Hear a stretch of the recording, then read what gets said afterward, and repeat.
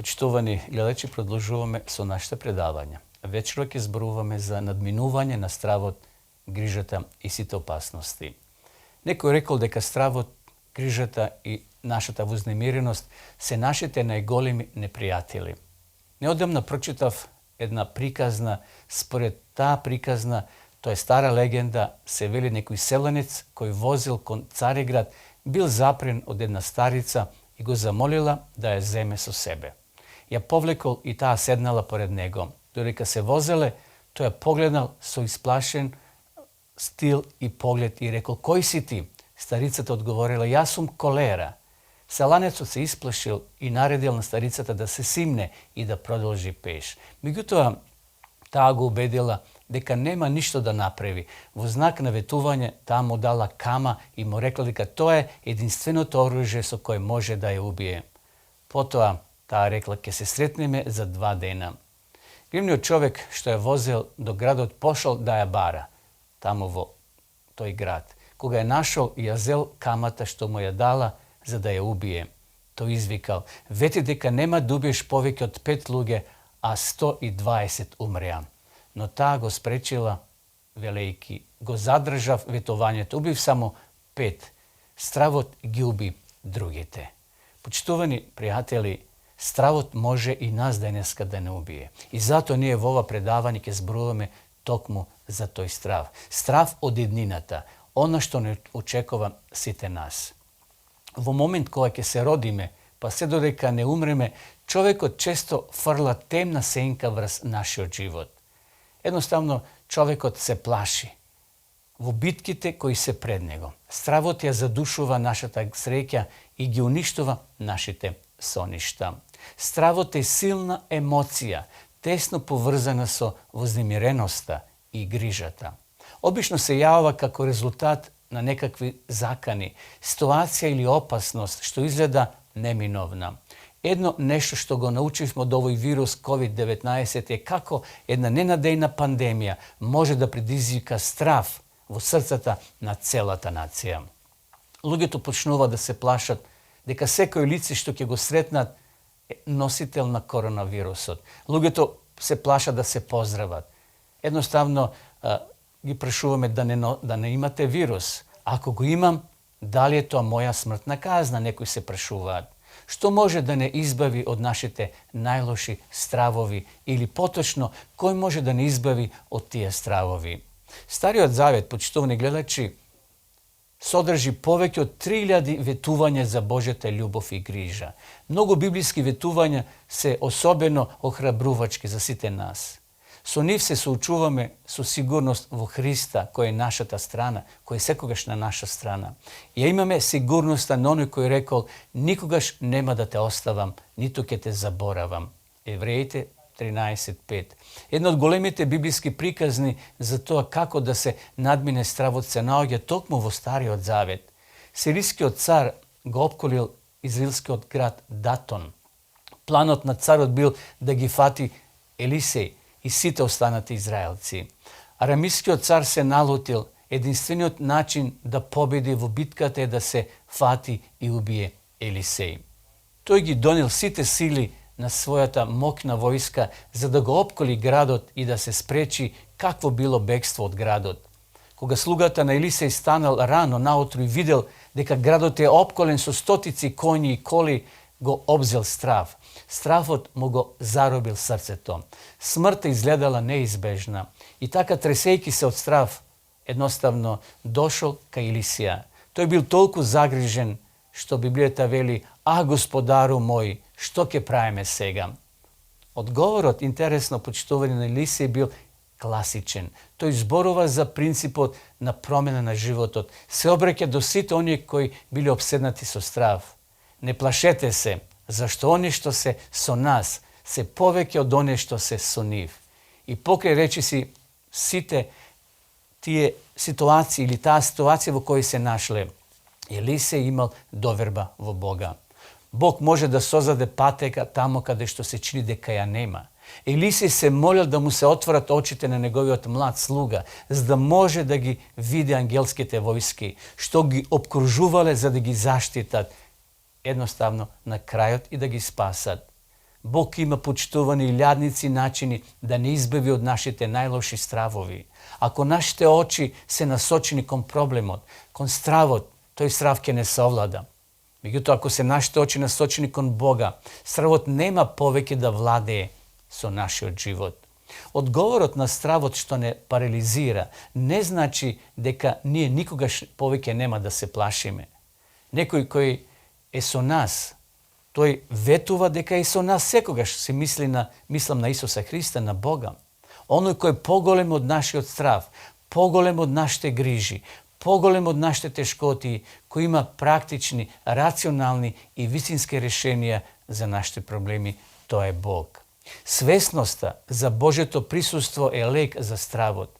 Ние сме создадени за да живееме со вера, а не да бидеме исполнети со страв.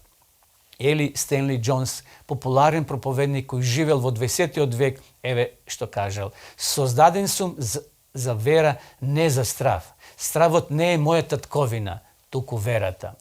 Да, пријатели, драги мои, ние сме создадени за еден нов свет, а не за страв, не за сомнеш и за загриженост. Поради вознемиреноста и загриженоста, ние понекогаш ја губиме и верата во Господа. Но со верата и довербата, ние треба да дишиме слободно. Тоа треба да биде наш природен воздух. Ние сме создадени за да живееме живот на доверба во Господ Исуса Христа, кој го создал човекот. Во сторијата за бурното Галилиско море се споменува уште еден разбивач на стравот кој не учи за важноста на верата. Галилиското море е долго околу 6,5 километри, а широко 4 километри. Таму понекогаш дуваат силни ветрови во кратки интервали и отеднаш морето може да се претвори навистина во страшно море. Отеднаш темни облаци го покриле небото. Ветришта бесно подигале огромни бранови кои го удирале чамецот со сета своја суровост. Евангелието според Матија го опишува овој настан вака: коработ беше веќе насред море и брановите го удира, зашто ветерот дуваше спротивно, но на четвртата стража преку ноќта дојде Исус кај нив, одејќи по морето. Четвртата ноќ, односно стража, е некаде околу 3 до 6 часот наутро. Тие тргнале на пат рано навечер.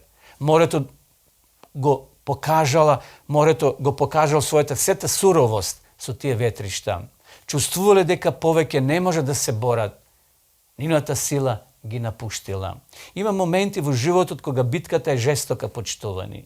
Бури беснеат насекаде околу нас. А ние сме толку исцрпени од битката што чувствуваме дека повеќе не можеме да ја добиеме, одно да се бориме. Еве ја неверојатно добрата вест.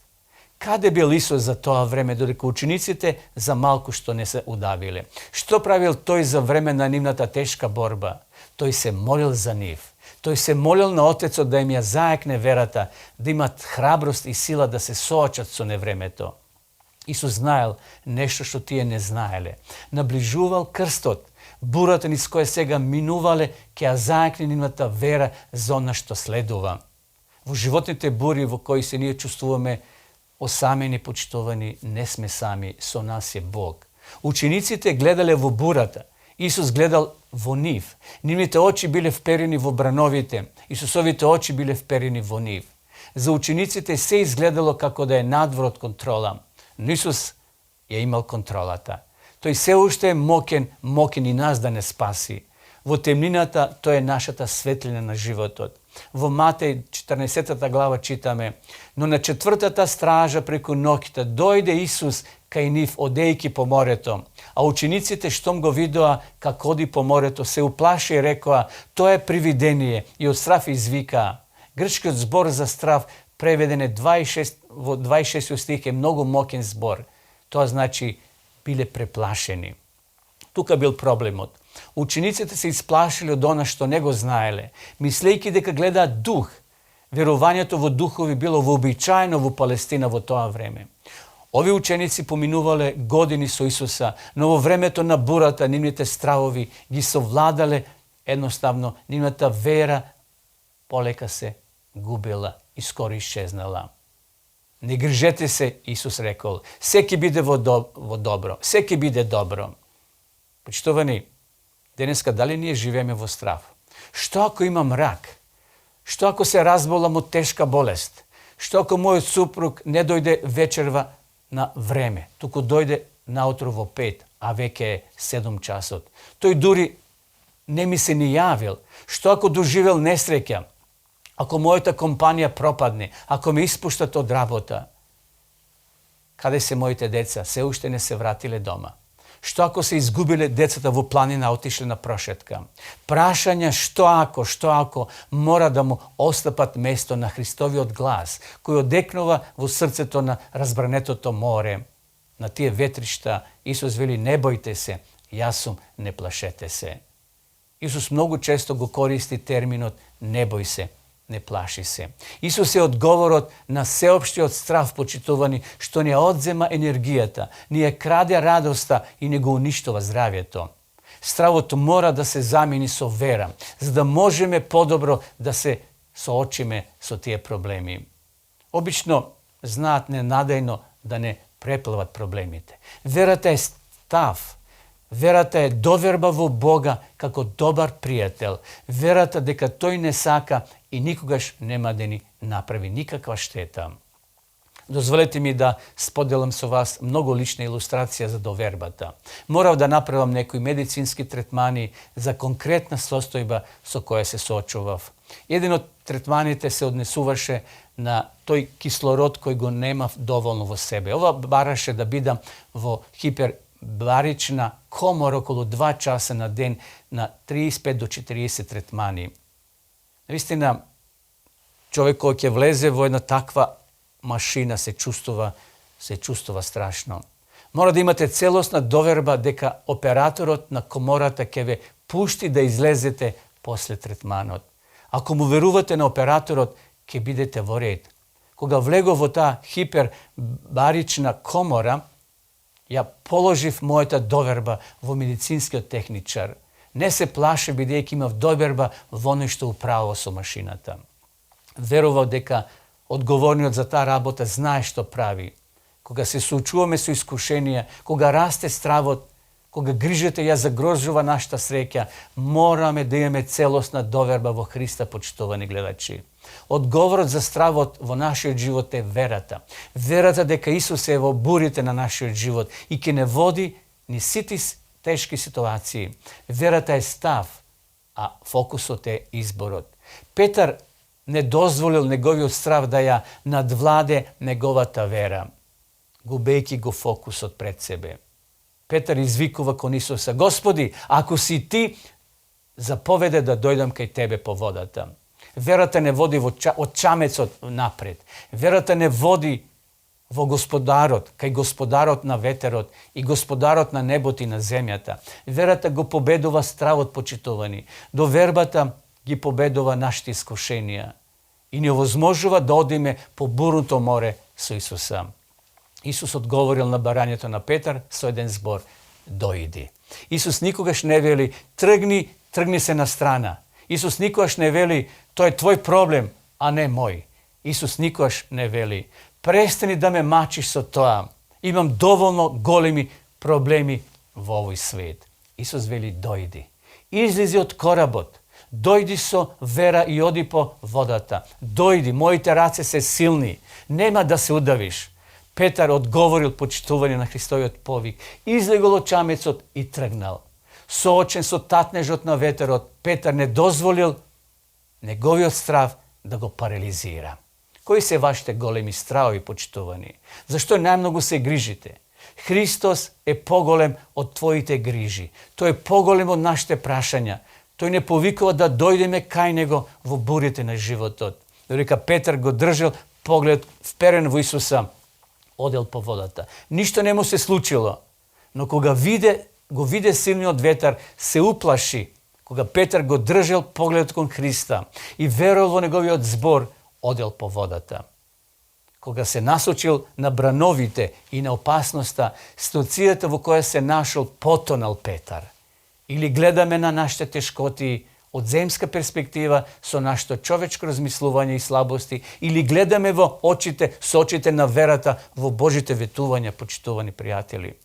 Се плашиме кога зборуваме, Кога Петар почнал да тоне во немирното море, само една работа го спасила. Не неговата вештина како искусен рибар да плива и неговото знаење, ниту мудроста во решавање на проблемите. Не го спасило тоа. Туку тој само се помолил: Господе, спаси ме.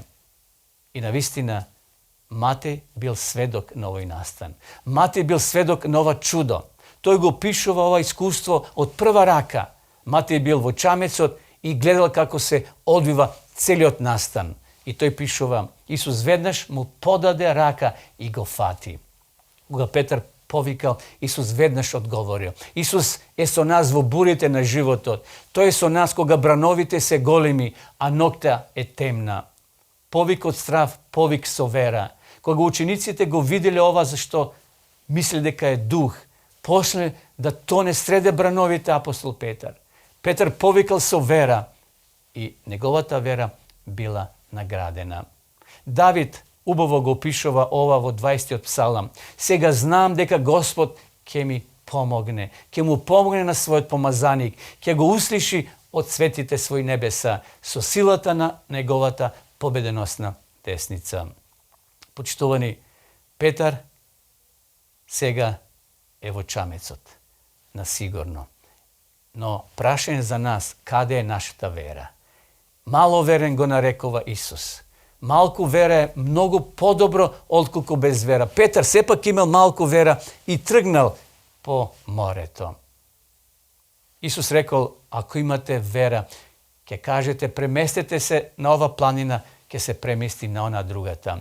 Да, Христос има сила, Христос има мог и тебе да те исполни со жива, со силна вера. И кога поминуваме низ бурните морења на нашите животи, во нашите животи, тогаш треба да бидеме слични на Петар, кој со вера тргнал кон Исуса Христа. Исус често дозволува животните бури да дуваат над нас, почитувани, за да ја зголемиме нашата вера.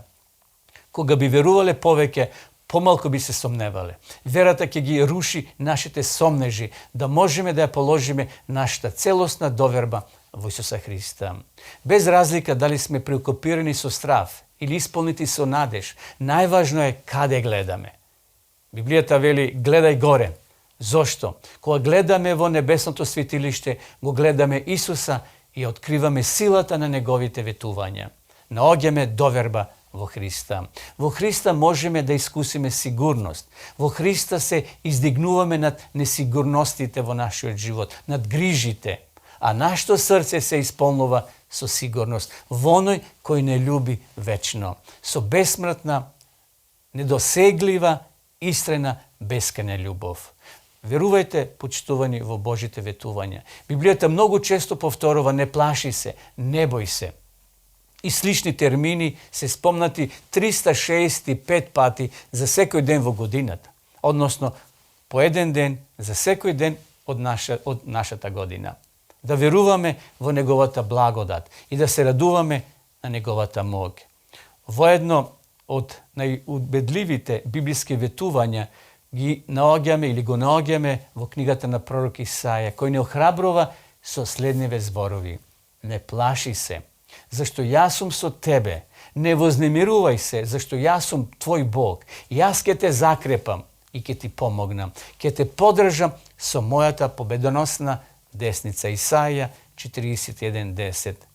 Кога ги гледаме болестите и страдањата, почитувани околу нас, не треба се плашиме, зашто Исус е со нас. Претходно во книгата на пророк Исаија, таа вдахновена реч вели: кажете им на плашливите со дух, бидете цврсти, не плашете се, ете вашиот Бог иде со одмазда. Причината поради која не се плашиме не е затоа што веруваме дека никогаш нема да бидеме болни. Ние сме ослабнети од овој парализиран страв, затоа што веруваме дека во каква состојба да се најдеме, Христос ќе биде со нас. Се сеќавате ли за Јов? Искусил страшна болест, која го опустошила неговото тело, неговиот живот, неговото семејство. Но тој рекол: заштитникот мој е жив, тој го има последниот збор на оваа земја. Јов имал целосна доверба дека Бог ќе го спаси, дека доаѓа подобри денови. Тој: нека ме убие, Nemam od što poveke da zagubam, rekol Jov. Jov živel život со вера во Бога, кој ветил дека ќе биде со него во секое време од денот и кој ветил дека доаѓа подобро утре. Дури ако добиеме болест, почитување опасна по живот, нашата вера нека се држи за неговото ветување, дека еден ден Исус повторно ќе дојде и ќе не одведе дома. Како Јов што верувам, Јов верувал во еден нов свет, во еден нов живот. Да не се вознемирува вашето срце, вели Исус. Вие верувате во Бога, верувајте во мене. Во домот на мојот татко има многу живеалишта. Ако не беше така, јас ќе ви кажев, зашто одам да ви приготвам место и кога ќе отидам и ви приготвам место, повторно ќе дојдам да ве земам и вас при себе, за да и вие бидете каде што сум јас. Навистина, еден ден Исус ќе дојде повторно, почитувани. Во тој преубав ден ќе бидеме подигнати во облаците, за да се сретнеме со Него во воздух за секогаш. Болестите, страдањата ќе бидат искорените за секогаш. Нема да има повеќе присуство на болки, на смрт. Една од главните причини зошто не живееме во страв и не треба да живееме во страв, затоа што Исус ќе го прогласи на крајот ќе го каже. Свршено е. Ќе дојде крај на сите катастрофи, на сите вируси, на сите проблеми на оваа планета, на земјата. Го имаме ветувањето за Исусовото доаѓање.